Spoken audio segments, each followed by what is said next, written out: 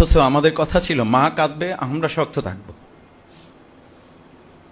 আমি ইসলামী ছাত্র শিবিরের সেই সময়ের কেন্দ্রীয় সভাপতি, এটা বলতে আমি স্বাচ্ছন্দ্য বোধ করি না। আমি বোধ করি ইসলামী ছাত্র শিবিরের সেই সময় আমার সাথে আমার 7টি কফিন আমি আমার কাঁধে বহন করার সুযোগ পেয়েছি।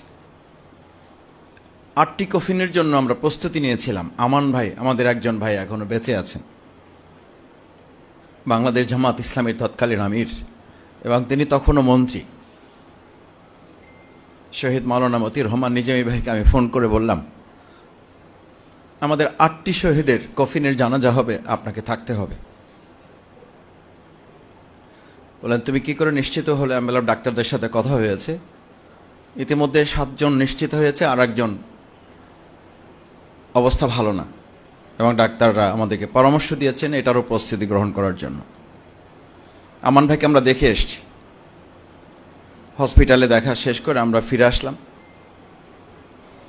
ফিরে আসার পর আমরা যখন কফিন সব প্রস্তুত করে, আপনারা মাওলানা দেলোয়ার হোসেন সাইদি রাহিমাহুল্লাহ সেদিন বক্তব্য দিয়েছিলেন মগবাজার আমাদের কেন্দ্রীয় পেজের সামনে, সেই বক্তব্য এখনও ভিডিওতে পাওয়া যায়।